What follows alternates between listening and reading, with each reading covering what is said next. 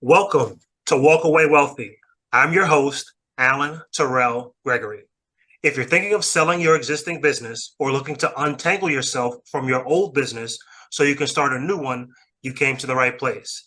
Today, I have a very special guest, Mike Garrison. Welcome to the show, Mike. Thanks, Alan. Appreciate it, man. Looking forward to seeing you in a month or so. Absolutely. Looking forward to it. So, tell us a little bit about yourself.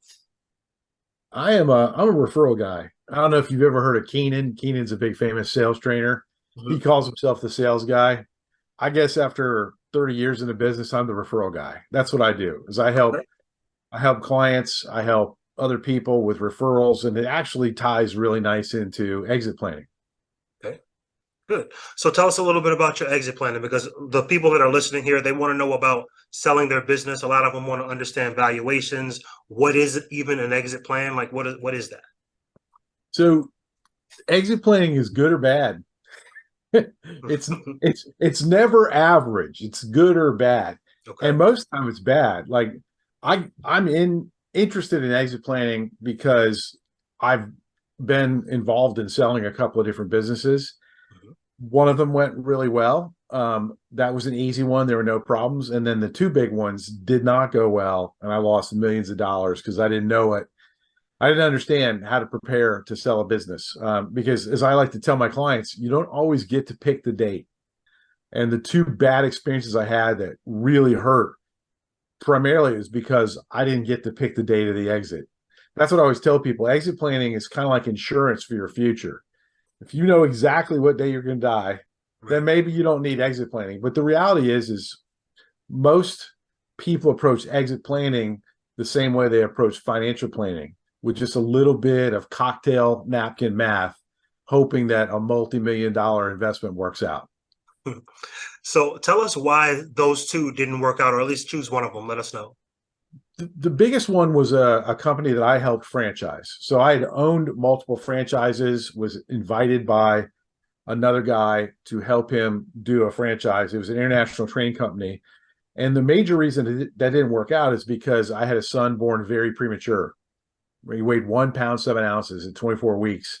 And the next 4 or 5 years were full of brain surgeries, heart surgeries, cerebral palsy, autism, grand mal seizures, and then profound autism. We hadn't done any exit planning. I had never thought about it. Over a period of time, it got to the point where I needed to leave the business and I was forced out, and it didn't go well. Mhm. I ended up selling that company for a price that I'm not going to share, but nobody believes it when I tell them. Did you sell it to a third party, or was it a manager or a partner or something like that? I sold it to my partners. Okay. And like if you ask like what's my biggest regret Mhm. in business, and I'm going to be sharing it tomorrow at a CEO roundtable that I'm a member of. My biggest regret is letting them do it to me. So you weren't prepared, obviously, right? So because and there's the 5 Ds as a SEPA, right? So death, disagreement, divorce, disability, and all that stuff. So you weren't prepared to exit, so you were basically forced out. That's what happened. Yep, exactly. And like I signed on the dotted line, but it almost got me the divorce.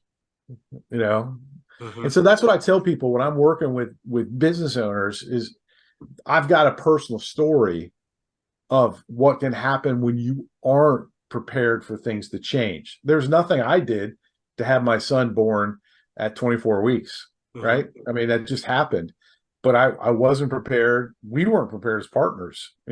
So that's what's so important. I think when you look at the number one reason businesses don't successfully exit, it's because the business owner isn't ready.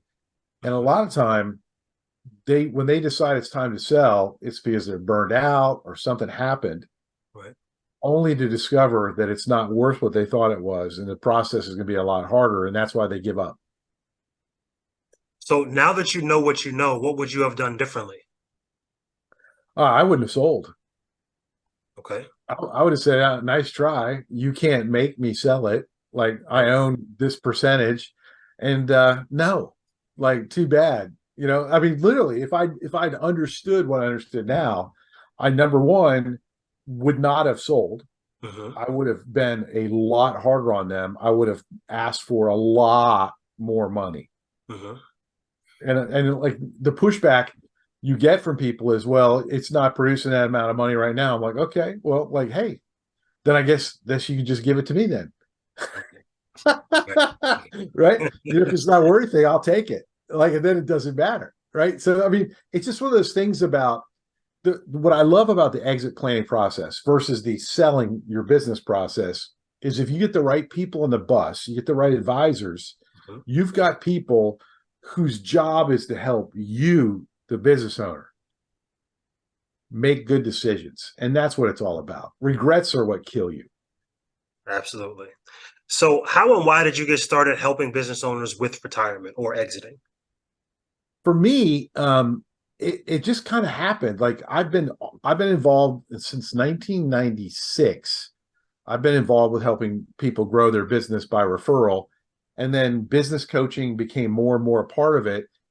And I've always felt ever since reading The E-Myth Revisited by Michael Gerber that if you have to show up to work, you don't really own the business yet. Like you haven't graduated to business ownership.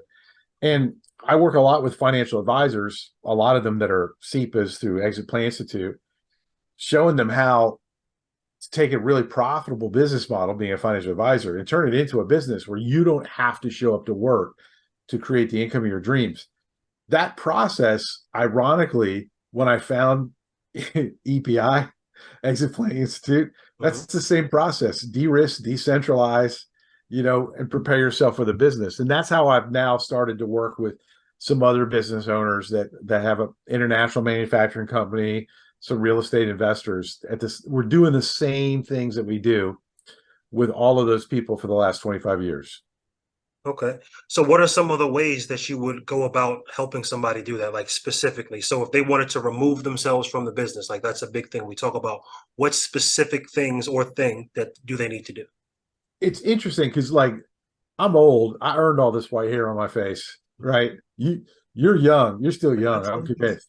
Yeah, you might be gray, but I think you're a young man. I can tell. At least your spirit is. So, like, I used to have all of these steps, right? I used to have these really intricate processes, but now I start off with two kind of graduation points. So, the first thing I talk about with my clients is, can you take 30 days out of the business, no phone, no email, no text, right? And so for the first, usually it takes, maybe because I'm not that great, usually it takes 3 or 4 years to get them to the point where they can take 30 days off, nothing. We have to install the right leadership team. We have to have processes. We have to have the right relationships with clients. We need to have the right financing, all these things. Then the next step, I call it the Robert Kiyosaki, Rich Dad, Poor Dad step. The next step is you only show up once a month in a Hawaiian shirt, flip-flops, and a pair of shorts. And you come in, hand out bonuses, tell everybody to do a great job, and then leave. And everybody's like, we love him, right? And so that's kind of what I do. It's like we all know if we're in this exit planning space, and business owners kind of know these things. I find if you can organize how they think about it, Alan, around these simple concepts like, what would I have to do? That's how it always starts. What would you have to do to be completely disconnected from your business for 30 days and have it come back operating flawless? And all of a sudden, everything falls into place.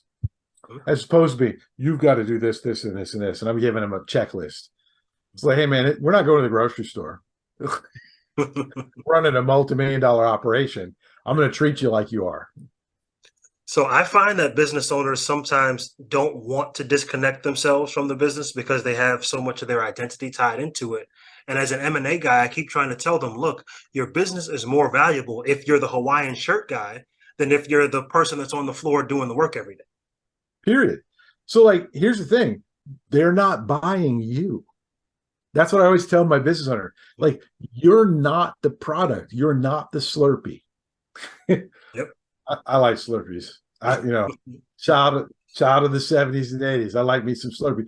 But like, you have to think about it. And it is a process. And that's why I think that people that are value advisors, or even anybody in the space that is a good person, whether they're M&A, business broker, realtor, they're gonna have the same message, which is, remember, somebody needs to buy this. Like, how you run it helps affect the value. You know this. You're an M&A guy. how well it's run. But if you're inextricably part of that business, it's worth less. I need to imagine myself there, not you. So, what are some of the common challenges business owners face when thinking about retirement, aside from the owner reduction? I think the number one, and you actually hit it earlier. So what a layup you gave me. Like that's how you can always tell someone who's a point guard. They give you that assist right at the perfect time. The reality is the personal plan. Like the big problem with business owners facing retirement. And I was just talking with one of my clients who's a exit planning specialist down in the Lexington, Kentucky area, right? Works with a ton of family businesses. And we were working through, hey, how do we help with the situation? I said, well, you got to make sure that we're not looking at this like a retirement calculator. You've got to define the prospective client's like 35, has a successful company. And I was like, so what's his personal plan? What's he doing after? And my client's like, I don't know yet. I'm like, that's the number one thing you need to find out, because it's not enough to know that you're going to have 30 or $40 million, right? Right. Exit planning, this entire process takes time. It's stressful. It challenges who you are and what you've done. You have to work with a lot of different people. We need to have something that we're going towards beyond the bank account. That's my number one thing is I connect all my clients to what are we doing after we sell. That's how we get through it. Yeah, I find that to be the same thing. I'm talking to a guy I just talked to today, as a matter of fact. And he's like, well, I want to sell my business. I want to take some time with my family. I said, well, what does this really look like? And he didn't have an answer. I said, this is why we need to sit down and map this out and plan this out, because yes, you're doing 650 grand in revenue a month, but that's nice. But the business is really still dependent upon you. He's got this thing going on where he's a real big part of the business. He's like, yeah, well, I'm doing all this revenue. I said, but first, we need to look at profits. Well, what's your profits? It's not 650K per month. He's like, no, No, it's probably more like 120, 130. I said, okay, so we're going to base the value of your business on the profits and how much you are involved in the business. Those are the two things that matter the most. It was just, it was the first seller call I had with him, but he was like, okay, I understand this. Maybe I need to look at this a little differently. yeah, when you think about decentralization, just to riff off of that, what you're really approaching, what you're doing, whether you're a business owner or doing this on your own, which you can do, like you can read the books, like Walk into Destiny. I got a copy right here. Like you can read books, but decentralization is a lot easier if you know what you get after you're done, Mhm. right? And then my other big thing, and this is I'm sure you do this. I mean, I'm sure this is not original, but I'm like, hey, that personal plan, like, so say, for example, like my personal plan is to fly fish all the time. Poor Alan's already been bored in the pre-call with me talking about fly fishing, but that's all right. The reality is I tell my clients, like decentralization done properly as part of the exit planning process allows you as a business owner to start experiencing the benefits of post-exit, pre-exit. Chris Snyder talked about that some on the latest podcast, about how now that Scott Snyder is running EPI the way he is, Chris has been able to spend a lot more time at the lake house, writing, thinking. He's all energized. Have you worked on any family transitions? I'm interested to know about that. Some people really want to do that. I'm working on two. The one that's most compelling is a very diverse real estate portfolio, both commercial business and then multifamily dwelling. And we are talking everything from 4 units to 100. Like it's just all over Virginia, all these different areas. You've got an amazing dynamic man who like just has given so much to the city he lives in and other cities. You've got 2 of the 4 children that work directly in the business. They've started companies to work and support the real estate. One's contracting, one is property management, and then you got 2 other children that aren't involved at all. You've got a lot of different portfolios, a lot of different investors. The complexity, Alan, is insane. Yeah. Percentages, ownership, vary, outside investors, all this stuff. And there's no question that there's going to be like a blessing for all the children.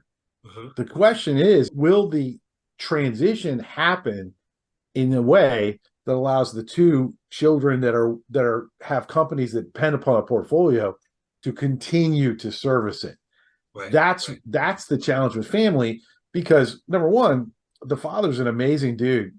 I really like him, great guy, but he's a multimillionaire, very successful. And he's like, hey, look, man, I'm leaving you all a lot of money. Why are you sweating me so much? Fundamentally, I mean, like if you're leaving millions of dollars, you're like, why are you complaining?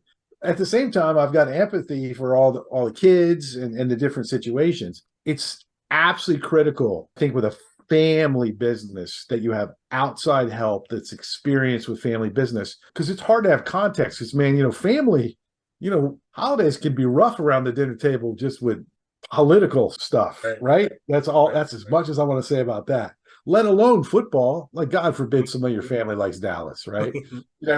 I think this is where outside help is really huge. And quite frankly, I think that you should have people involved, not just as like a value advisor, but I think you need to make sure your attorney, your M&A person has got to be somebody that gets it. Yeah. So the thing about family, and I try to tell people this, and you can only do but so much because I'm not a psychologist. It's really important for everybody to be on the same page, because you said this gentleman's got these 4 children, so 2 children are in the business, the other 2 are not. Do the ones that are not feel like they're entitled to as much as the ones that are in? So there's that to deal with. There's always some family dynamic stuff going on, especially in the family business. Yeah, well, you can't do the number one thing that we always do with family, which is take it for granted, Right. right? And that's where a lot of what we're trying to do is we're trying to help them have direct but respectful conversations Hmm. so that everybody's on the same sheet of music. So having said that, we're talking about family transitions and also third parties. How long does it take to successfully execute an exit plan? I would say if you want to get the maximum result as an owner with the minimum amount of stress, and there will be plenty of stress, you're looking at a 3 to 5 year process. And the reason being is you've got a lot of different levers that you want to make sure you know what happens when you pull them. So I'll give you a real quick example. One of my relatives has got a very successful international manufacturing company, does not want an outside person to buy it currently, could sell it for easily a 10x instantly. He gets offers every month, but they don't have an internal succession. And so he and I are starting a very delicate conversation about what it really means to do an internal succession. Like, in short, we need to identify the right person. We need to recruit and hire them. We need to onboard them. We need to train them. We need to vet them. We need to then create a structure after we have made sure they're the right person that they'll buy the business. That's not going to get done in a year. That's a 3 to 5 year process. Right. And it's going to cost at least $1 million. If you need to sell within a year, maybe even a year and a half, call up Alan, call up somebody like Alan. When you don't have a lot of time, you can't afford to have a bunch of consultants in there messing around. You, like, the person with the money is who you need to talk to. So that brings me to this next question here. So what's the difference between your services and that of a business broker? Business brokers and I would throw M&A in there a little bit as well. Your classic business broker is just a commission person to sell your business. I think M&A people are a step above that. They're more consultative usually. A lot of times M&A people are also interested sometimes in partnering with you as part of the transition, so they'll come in and help you. What I do is I help clients that have got enough runway, usually 3 to 5 years, be able to create better options now and in the future. So I come in and I help them de-risk and decentralize. We always bring an M&A person in almost right away. Let's bring the money in early so the money can tell us what has to happen. So that's interesting too, because when you come in, this business owner, probably even the people you're working with now, they probably have a CPA, they have an attorney, they've got a financial advisor, and you're this person coming in and you've got to get them to follow your lead, so to speak. So what's the dynamic with that? Well, the first thing I have to remember is I am not a member of their group. When the business owner is bringing me in, the only thing that matters is the business owner is bringing me in. My number one thing is come in, be respectful, understand what's happening. It's like legacy matters. That's really cool, that thing you got there, because that's kind of there. Like, what is the legacy of the current advisory team, the current people? I need to understand that usually before I'm hired. When you run into a situation and you've got a bad person on the team, patience wins. So there's something that's interesting now. There's this other person that I'm working with. She's got an advisor that's been with her for probably, I think, 10, 12 years. And that's the same person that helped her start the business, but the business has gone a lot further than this person that I think is capable of handling. But it's one of those things where, does the business owner want to get rid of this person they've been working with for 12 years so closely, a CPA in this instance? You probably have to, because that CPA didn't grow with you. The business grew when you grew, but that person is still the CPA that's still doing the basic stuff for your business when it was a baby, not when it's in middle school. So that's what I try to tell people too. I try really hard not to kick them off the bus. I try and bring a starter. Like I go to the transfer portal, and it's like, for example, like my cousin who's doing this work, he's got a top shelf CPA firm. However, I'm not sure the financial advisor, that's going to be difficult. And you know this because you're an M&A guy, but sometimes even though you're friends, you don't scale at the same level. And when we're talking about millions of dollars, like that financial advisor, if they don't really understand financial planning at a deep level, and especially taxes and estate law, well, we got a potential problem because, once that sale happens and the taxes happen, like your client's riding with that. That's something else that I kind of talk about too, is the difference between you getting some money at closing, no money at closing, or a lot of money at closing, is how well your taxes are going to be structured within that whole deal. Some people don't get that until the end. You need to make sure that the financial advisor has all the tools available. There's a lot of things that you can do, reference financing things, including purchases and buyouts and all these things that you're not going to know about if you've just been at a lower level in the business. So I want to shift gears here a little bit. So what characteristics do your best clients exhibit? An ability to manage fear and anxiety. What really wins in exit planning, and especially coaching, because I'm by referral only. And so if my clients don't make money, it's really bad for me. But it's the ability to manage fear and anxiety, because the things that you and I have been talking about on this podcast that we talked about before is this identity shift. Like that is, there's fear and anxiety associated with that, even if you're a multimillionaire. If you're good at a sport and you're listening to this podcast, say you're good at golf, it's kind of like going from being like in the top at your country club in golf to now you're suiting up in a wetsuit at a triathlon and you're not sure you can really swim that well. So the ability to manage fear and anxiety is huge. The other thing that I find to be a massive, like this is the question I always ask clients: do you read? Because, and I learned this at a young age. It's why I think I've been as successful as I've been. Like when I was in my 20s trying to sell copiers and then doing international franchising and stuff like that, I couldn't get more experience in advance. Like I couldn't have lived any longer than I already was living, but I could read people who had. So what's your best advice for someone looking to sell their business or transition to a new one? Number one, I'd listen to podcasts like this.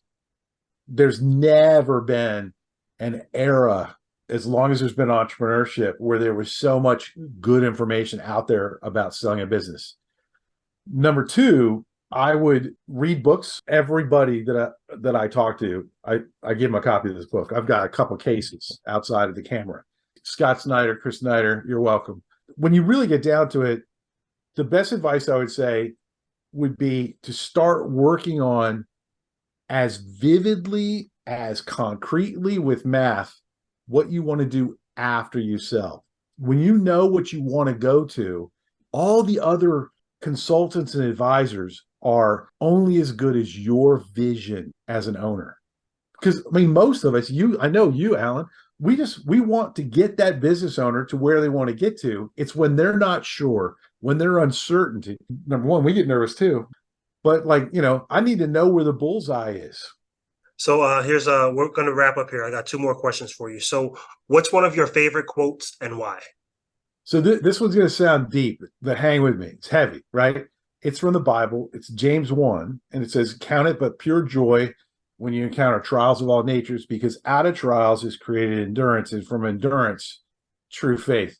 What that means to me is you have to choose joy. So as a business owner, there's a lot of things that, like, we chose to start the business and we chose to have employees and customers, and then we stopped making a lot of choices.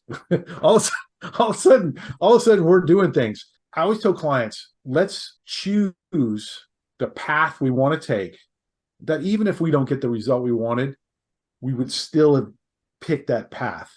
And then also understand that when we take action, when we do things, even if it's very hard, we have a lot of adversity, it builds us. It builds us. And from that building, all kinds of opportunities happen. I like that. That's great.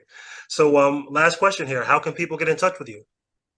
It depends. If you like social media, look me up on LinkedIn. I'm most active on LinkedIn. If you find me on Facebook, I'm only talking about fly fishing.